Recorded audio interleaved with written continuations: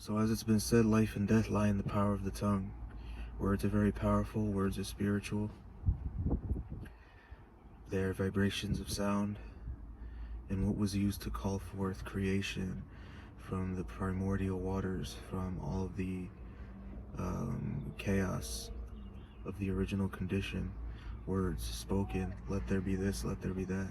So vibration, these things are very powerful, and we use words, we use language to quantify, qualify, to organize the realities that we perceive, so that we can make some sense out of all of the chaos, so that we can feel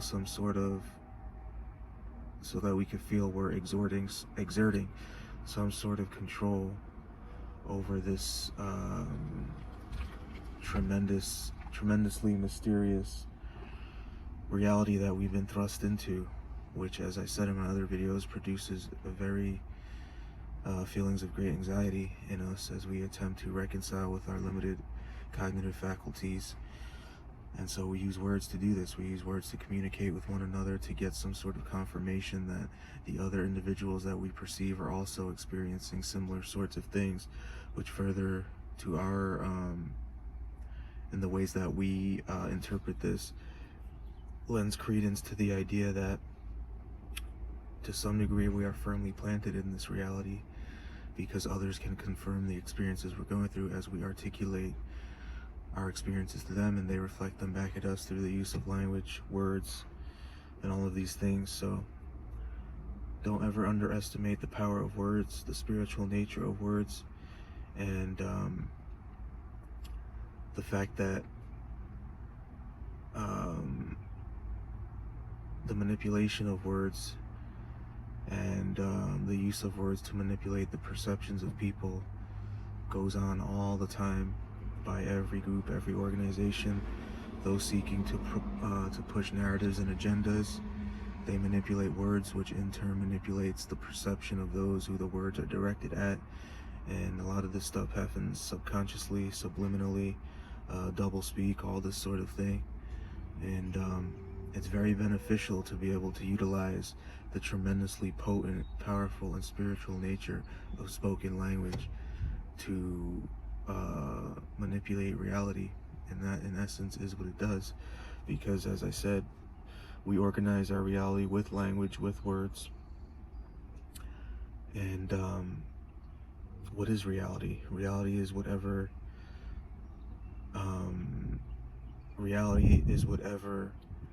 those who are the caretakers of it, those who are in power, those who direct the narratives, those who set up societies. Reality is whatever they say it is. Notice I said whatever they say it is. Here again, they're using language to manipulate the perceptions, to get people to go along with the conception of reality that serves their agendas and whatever ends they're looking to facilitate. So keep that in mind. Reality is whatever they say it is. And if you just think about it and think about all of the ways in which what you perceive is predicated upon language used, and what you can consider to be the ultimate nature of reality is also predicated upon language and words. So these things, as I said, are tremendously potent and powerful, and have been used, are being used, and will always be used to direct the consciousness of the masses in order to push them, in order to manipulate the perceptions in such a way that they align themselves with the realities that those who are the string pullers are looking to manifest and facilitate. So we need to be aware of this. We need to be aware of what we are, and that we are consumers of language. We consume language everywhere, and we need to monitor and think a little bit more deeply about the words that we allow to permeate into our subconscious. Because as I said in my other videos as well, what you allow to penetrate into your subconscious is what your reality will is what will manifest in the reality that's reflected back at you.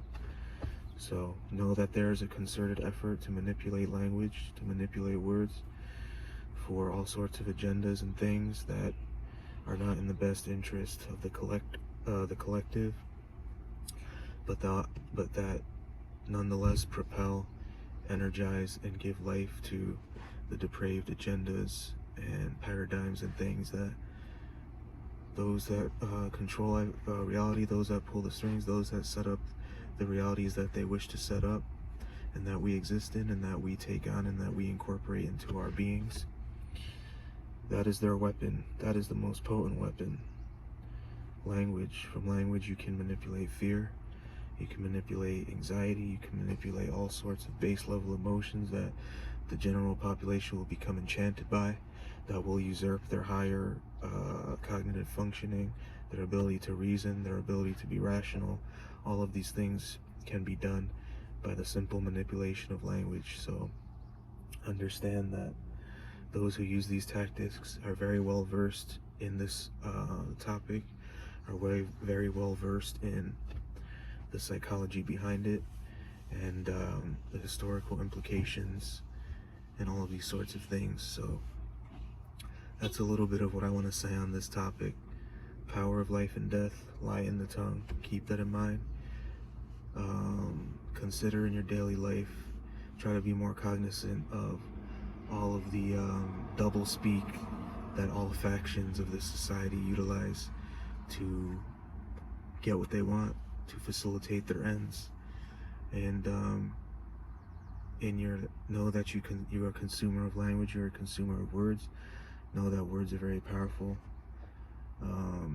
as they are aspects of the ultimate consciousness, which is vibration and these sorts of things. And just keep in mind that what you say and what is said to you doesn't end there. It carries with it a lot more than what it appears to on the surface. So be mindful of this. Protect your subconscious, and in this way you could be more privy to the tactics of control, manipulation, subjugation, enslavement of the mind, the spirit, the body, the soul, the emotions, all of these things. Check out my other videos.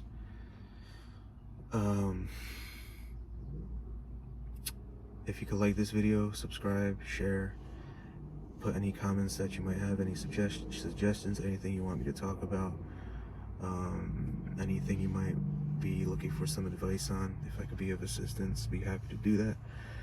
Pay attention to the title of my channel. It never was about you. This came to me, and it's a common idea, but it came to me some time ago, and it has to do with the fact that the suffering, the trials and tribulations that you go through that are necessary to temper you, that are necessary to strengthen your character and align your consciousness with the ultimate manifestation that you are meant to ascend to, your higher self. All of these things, suffering is necessary, but we get caught up in the low-level interpretation of it, the victim mentality, the complaining, the woe is me, all of that stuff. But it's not about you.